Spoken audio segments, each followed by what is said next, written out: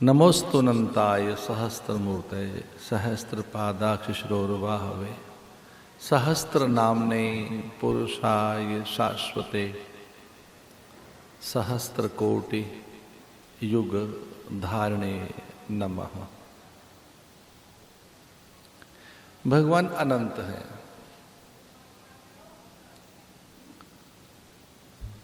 स्वभावतः भगवान करुणा मूर्ति है, अव्याज करुणा मूर्ति। भगवान पतित पावन है, पतितोद्धारक है। इसलिए जो उनका स्वभाव है, हरि हरति पापानि, शास्त्र कहते हैं हरि का अर्थ है कि जो पाप हरण करता है, संताप हरण करता है।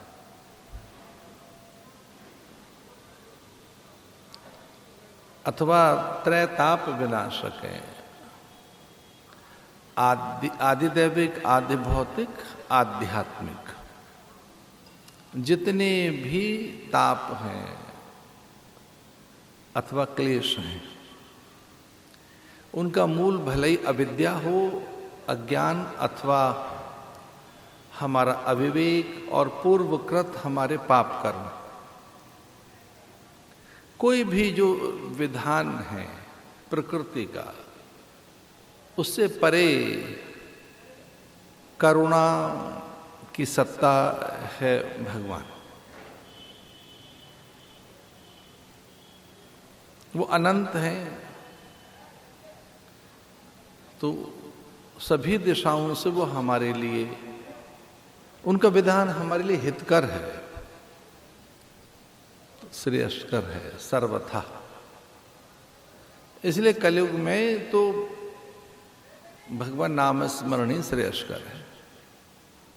कलयुग केवल हरि गुण गाहा। इस कलिक काल में, विशेषकर इस कठिन कलिक काल में, कोई साधन हितकर है, सर्वथा श्रेयस्कर है, तो वह साधन भगवत स्मरण ही है, भगवान नाम स्मरण, उनकी स्मृति।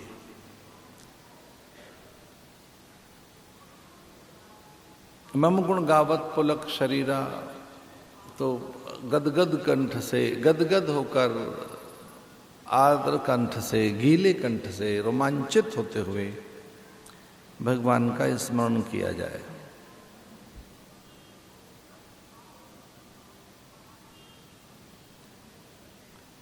तस्मात् सर्वेषु कालेषु माम अनुस्मर युद्ध च।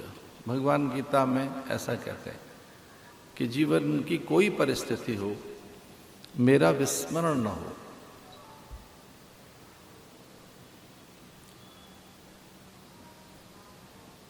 सत्पुरुषों का प्राय ऐसा ही कहना है कि विपत्ति का कारण कुछ और नहीं, भगवद विस्मृति या आत्मविस्मृति ही है। जब हम उसे विसार देते हैं, उसका विस्मरण हो जाता है, तभी विपत्ति है।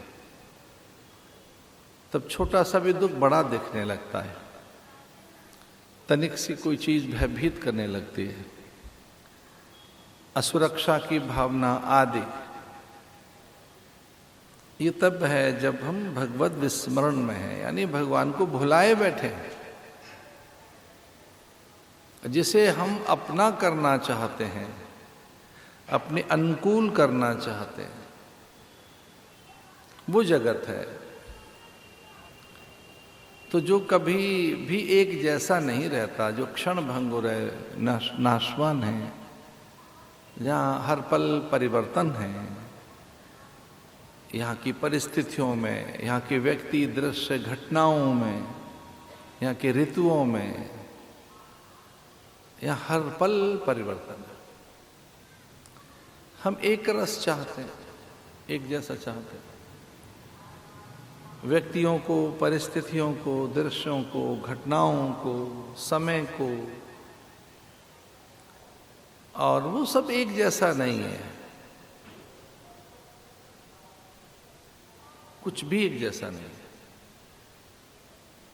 टाइम, कॉज, स्पेस, इन सबसे परे की चीज है भगवान। इसलिए लाख उन्हें भुलाएं फिर भी वो हमारे हैं। और जीवन भर जैसे अपना बनाना चाहें फिर भी अपना नहीं है, वो जगत है।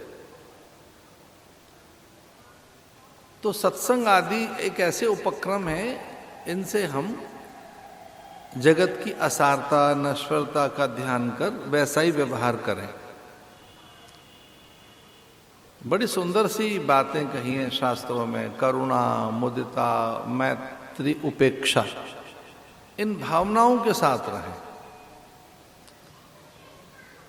तो ये भावनाएं हमारी सिद्ध होनी चाहिए, करुणा, मुदिता, मैत्री, उपेक्षा।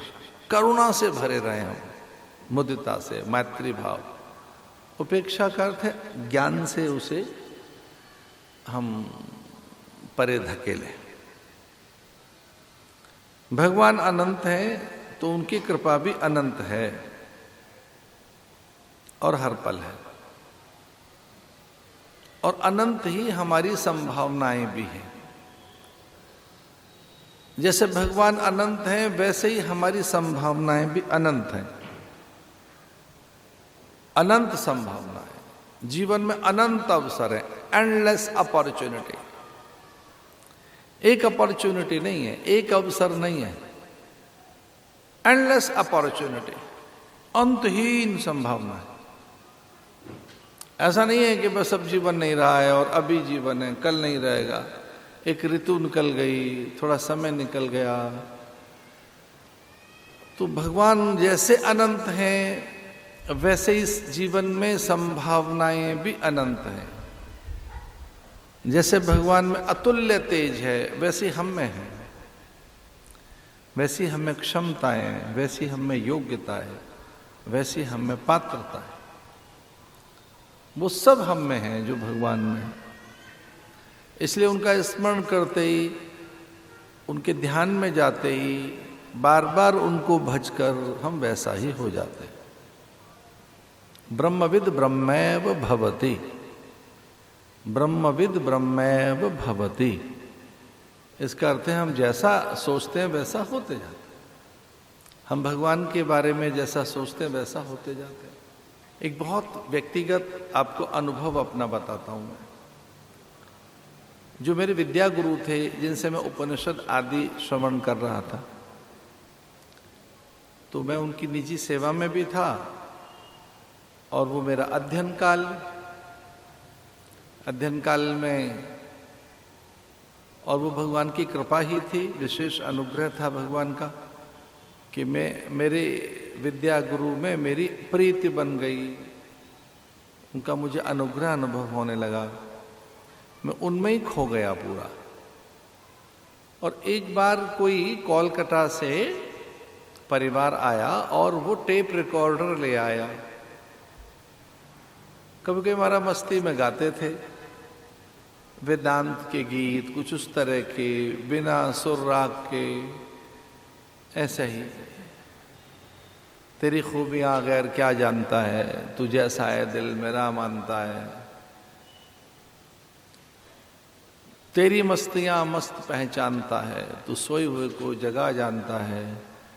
तेरे दर पे धुनी रमाई है मैंने, तू ही दर्द दिल की दवा जानता है। तेरे मिलने का राज खुलता है उन पर जो अपनी खुदी को मिटा जानता है। ऐसे गीत वो कभी कभी गाते थे, कई भाषाओं में। साउथ की भाषाएं उनको आती थी। अब अचंभित होंगे, फ्रेंच, डच उन्हें आती थी। संस्कृत के तो खैर वो प्रकांड विद्वान थे, पर पैरेलल उसी प्रकार से वो इंग्लिश के भी अद्भुत अध्येता थे। तो वो कभी हम उनका टेप कर लेते थे, वो उनकी चीज है। कभी उन दोनों टेप रिकॉर्डर आया तो ऐसे रख दिया, तब वो कैसेट होती थी उसमें और सेल से वो चलता था। बड़ी अजीब चीज दिखी वो हम लोगों को। और पूर्व काल में भी जब रेडियो ट्रांजिस्टर आए तो किस तरह से वो बड़ी चीजें थी। ग्रामोफोन आए, टेलीफोन तो किन्हीं के यहाँ होता था। हमारे मठ में काशी में केवल हमारे यहाँ टेलीफोन, पूरा मोहल्ला हमारा फोन यूज करता था। बड़ी प्रसन्नता होती, पड़ोसियों को जाकर कहते अरे भाई आपका फोन आए, आओ। टीवी की नी हाँ। अब वो बजने लगा टेप रिकॉर्डर। तो ये अब एक बार की बात थी कि मध्याह्न में मुझे लगा कि इसको बजाकर देखें टेप रिकॉर्डर को, महाराज की बात सुनकर देखें। तो मैं उसको ऑन किया और सुनने लगा। 10, 15, 20 मिनट तक सुनता रहा, बड़ा अच्छा लगा मुझे। फिर दोबारा सुना, फिर तीसरी बार। तो आश्रम के विद्यार्थी और बच्चों ने बताया कि जिसे आप सुन रहे हैं ये मूलतः गुरुजी की नहीं, आपकी आवाज है ये तो।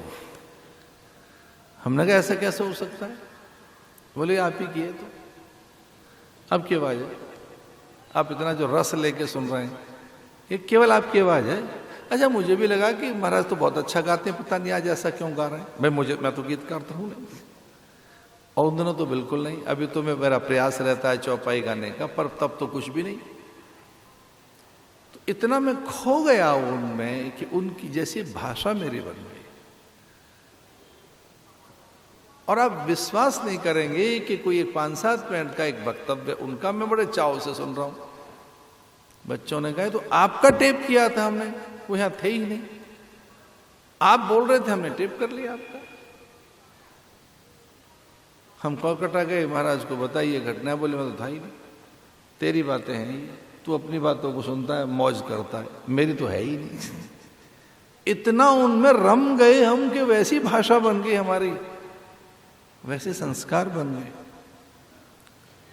वैष्णव ग्रंथों में तो यहां तक आता है, परीक्षित के लिए ही तो आया कि भागवत कथा सुनकर परीक्षित वैसा ही होगा, विष्णु ही हो गया। शंख चक्र गदा पद्म मीन आकृति के कुंडल विष्णु, उसके वो बन गए, विष्णु हो गया वो। कथा सुनते सुनते उनके धाम में पहुंचा तो नारायण हो गया वो, साक्षात वो नारायण ही हो गया। तो कितनी बड़ी बात है हमारी संस्कृति में, इतनी बड़ी बात कहीं नहीं है। जो हमारी संस्कृति नर से नारायण बनाने की बात कहती है वो कहीं नहीं है। हमारी संस्कृति कहती है अब नर से नारायण हो सकते हैं। पशु से परमात्मा बनाने की संस्कृति, ग्रेजुअली क्रमिक विकास, पशु से परमात्मा, नर से नारायण, जीव से ब्रह्म। तो मैं आपको अपना अनुभव बता रहा था, जिनका हम ध्यान करते हैं वैसे होते जाते हैं। और यही बात पतंजलि लिखते हैं योग दर्शन में कि जब के समय जैसी आपकी भावना होगी वैसे ही आप होते जाएंगे, वही बनते जाएंगे। तो तस्मात् सर्वेषु कालेषु, हर पल उनका स्मरण कीजिए तो आप वही हो जाएंगे। ब्रह्मविद ब्रह्मैव भवति, अनंत हो जाओगे, आप भी विस्तृत हो जाओगे, आप भी अजेय हो जाओगे। तो अपनी अजेयता और अनंतता अर्जित करने के लिए ही है आध्यात्मिक साधन, और कोई उनका प्रयोजन नहीं है। आध्यात्मिक साधनों की फलश्रुति है अनंतता और अजेयता, आप अर्जित कर लें, अब वही हो जाए। अयम आत्मा ब्रह्म, प्रज्ञानम ब्रह्म,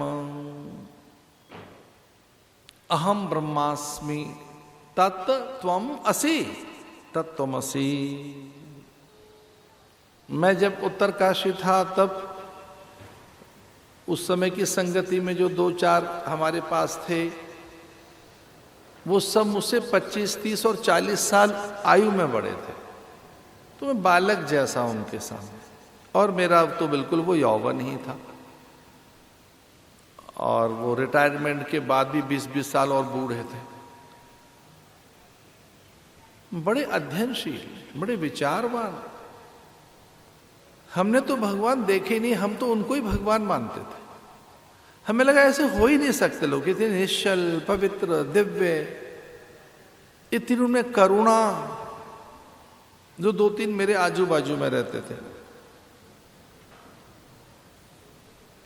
योगा निकेतन में 3 ही फ्लैट थे और मैं मिडिल में, मध्य में, मेरे साथ वाले में जस्टिस मधोलकर की वाइफ डॉक्टर पद्मा मधोलकर, और वो महाराष्ट्र की डायरेक्टर ऑफ हेल्थ रिटायर होके आई थी, और मेरे राइट साइड में, मेरे दक्षिण के हिस्से में एक मिस्टर रमेश जी, और वो भारत के पहले टेक्सटाइल इंजीनियर थे, काफी बूढ़े।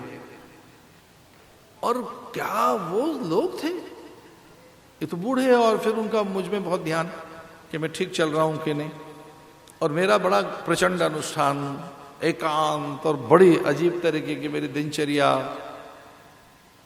उनमें हम कभी कभी 5-7 दिन के बाद 2-4-1 मिनट का सत्संग होता है, यूं ही 2-4 बारी हुआ होगा।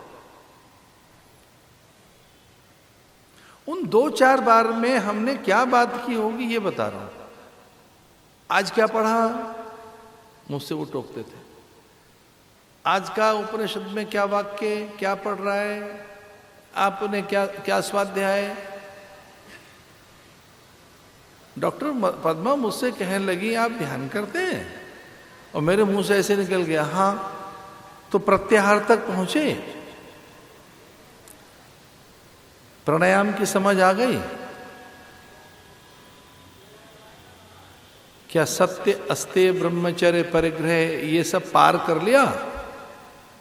जैसे को मास्टरानी होती थी ना उस समय की, और बड़ा उनको देखकर डर लगता था हेड मिस्ट्रेस को या हेड मास्टर को।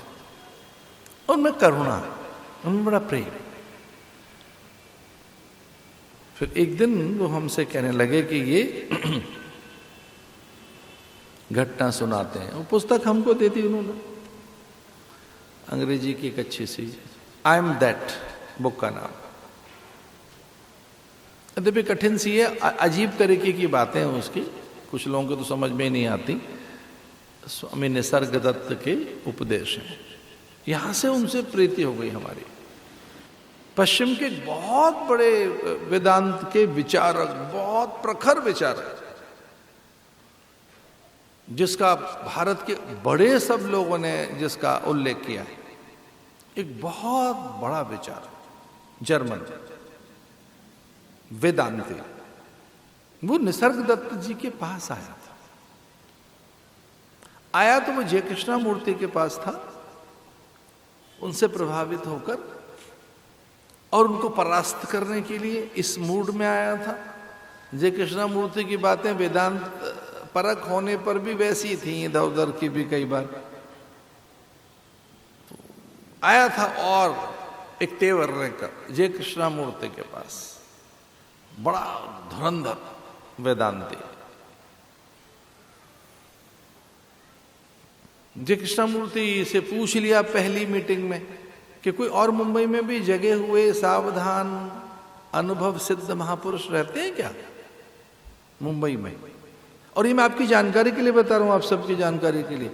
हजारों सत्संग वेदांत के मुंबई में रोज होते हैं, अभी भी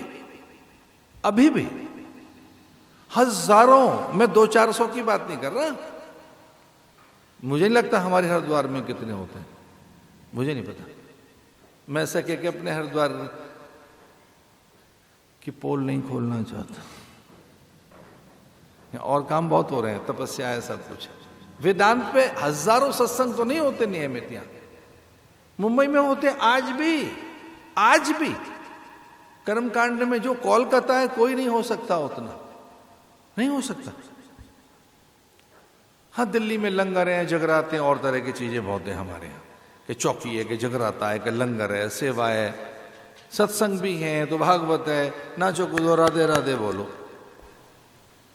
बहुत है दिल्ली में, नॉर्थ में। पर जो मुंबई में सत्संग है, बात कुछ और है। हर गली कूचे में अद्भुत। आज भी हजारों जगह उपनिषदों के पारायण चलते हैं, आज भी। तो वो जॉन बॉम नाम का बहुत बड़ा विचारक, और उसने जय कृष्णामूर्ति से कहा, कोई जगे हुए सावधान अनुभव सिद्ध महापुरुष मुंबई में हैं क्या? उसने निसर्गदत्त जी का पता दे दिया, और वो उसी समय चल पड़ा उनसे मिलने के लिए।